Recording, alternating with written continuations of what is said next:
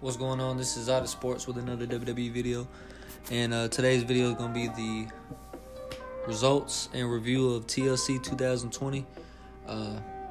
Pay-per-view probably ended a few hours ago, and overall I had to give it probably an A. It was a really good pay-per-view, and I'm going to just start off with the pre-show. In the pre-show we had 8-man tag team match. We had Big E, Daniel Bryan, Chad Gable, and Otis versus King Corbin, Sami Zayn, Cesaro, and Shinsuke Nakamura. This match was announced today as a part of the pre-show. And basically you had, of course, Big E and Sami Zayn on opposite sides. They've been feuding lately. You got Chad Gable and Otis, and then Nakamura and Cesaro. They've had their rivalry. And then, they just threw Daniel Bryan and Baron Corbin in there just because. And for an 8-man tag team match, this was actually pretty good.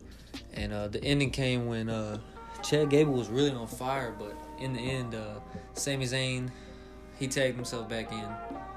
Chad Gable was able to make the tag to Big E. Sami tried to run away, but it didn't work.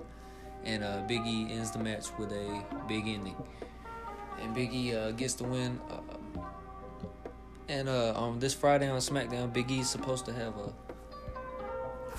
title match against Sami Zayn for the IC title, and I'm hoping that he wins it, honestly. But nonetheless, it was a pretty good 8-man tag. The main show opened up with Drew McIntyre and AJ Styles for the WWE Championship. AJ Styles, of course, came out with almost his bodyguard. And this match was crazy from the beginning to the middle to the end. The end saw The Miz come out. Morrison had the briefcase, and The Miz ended up cashing in his Money in the Bank during the match. He made it a triple threat, and man, I really thought Miz had the win multiple times, but in the end, Drew McIntyre pushed the ladder over and knocked AJ and Miz off. AJ went out of the ring. Miz was still teetering. He stood up, and Drew hit that Claymore kick on him, and that was it. Drew McIntyre is still the WWE champion. I don't really know what's next for Drew after this.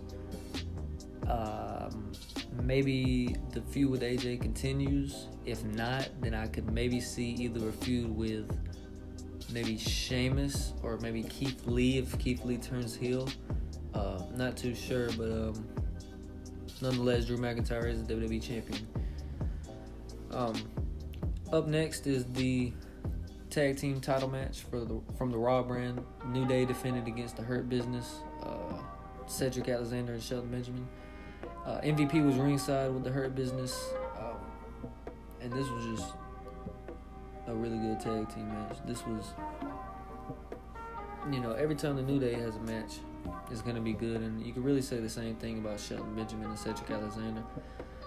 But they went out there for the tag team titles, and the ending came when Shelton Benjamin, he was really taking care of business, and then he was going to set up Kofi, but he backed up and into his corner, and Cedric Alexander tagged himself in. Cedric Alexander, over the past few weeks, he's been getting real excited, when they win matches and shit.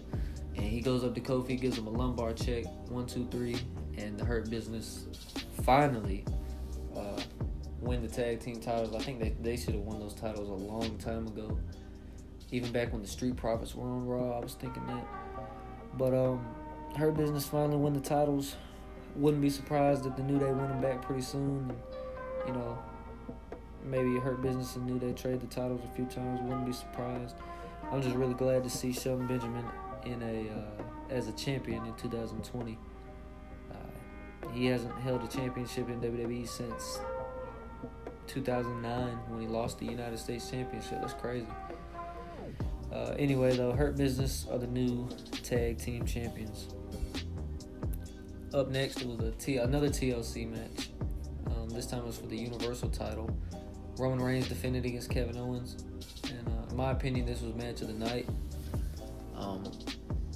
Going into this, I just thought Kevin had no chance of beating Roman Reigns. But during the match, they convinced me multiple times that Kevin Owens was going to take that title. But I mean, really, it was just the same deal. Roman Reigns, he's real dominant, but when he does go down, Jey Uso's there to, pick up the scraps. And Jey Uso got involved a lot in this match. The ending came with the very last ending came. Kevin Owens had finally, he hit a stunner on Uso and he was out. He was climbing to the top and he had his fingers on the title, and then Kevin Owens nut shot him through the rung of the ladder. He hit him in the straight in the dick, and then he locked in the guillotine up on top of the ladder, knocked him off, and pulled the title down. And Roman Reigns is still the Universal Heavyweight Champion. And I figured that was going to happen. And as far as Roman Reigns goes, I'm thinking that this feud with Kevin Owens is going to continue. But if not, let's just say if not, I could see Daniel Bryan going into that role, maybe. Maybe Rey Mysterio. Probably not, though. But possibly Rey Mysterio could be in that role. But either way, Roman Reigns, there's no chance he's losing that championship. He's going to hold it to WrestleMania. He's going to beat Goldberg.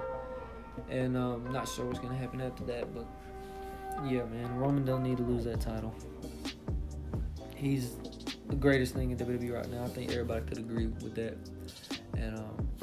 And I actually thought this match was the main event until the next match started up, which was the Firefly Inferno match between the Fiend Bray Wyatt and Randy Orton. This, to me, was 1A, 1B match of the night. This was 1B to Roman Reigns versus Kevin Owens.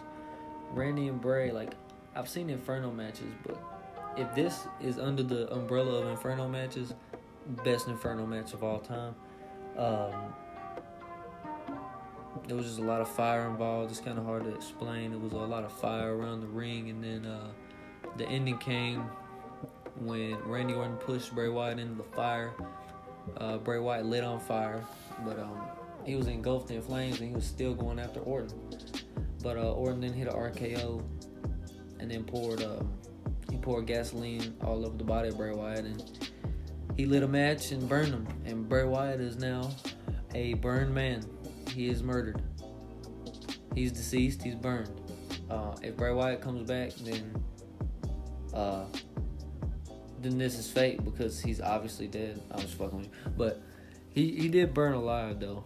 And Randy Orton did get the win, but I doubt this is the end of this feud. Something in my head told me this may go to WrestleMania, but then I was like, nah. Edge and Randy Orton are probably going to have a match at WrestleMania. But I think this is going to end with Bray Wyatt versus Randy Orton in a Firefly Funhouse match, like the one that Bray had with Cena. As far as when that's going to be, I guess at the Royal Rumble would be a good time to do it. Because, you don't want to do that. You don't really want to do that at Elimination Chamber or Super Showdown or whatever the pay-per-view for March is. But I really hope that that's how this ends. They could do a lot of stuff with Randy Orton's career in a Firefly Funhouse match. But Randy Orton did end up winning the main event. And like I said at the beginning of the video, overall I give this pay-per-view a A. Every men's match just delivered. There was no bad men's matches on this. Even the 8-man tag, I was impressed that the 8-man tag was that good. And TLC was a really good show though. And I'm actually curious to see what's going on with the world titles after this. But anyway, that was the recap, review, and results of TLC 2020.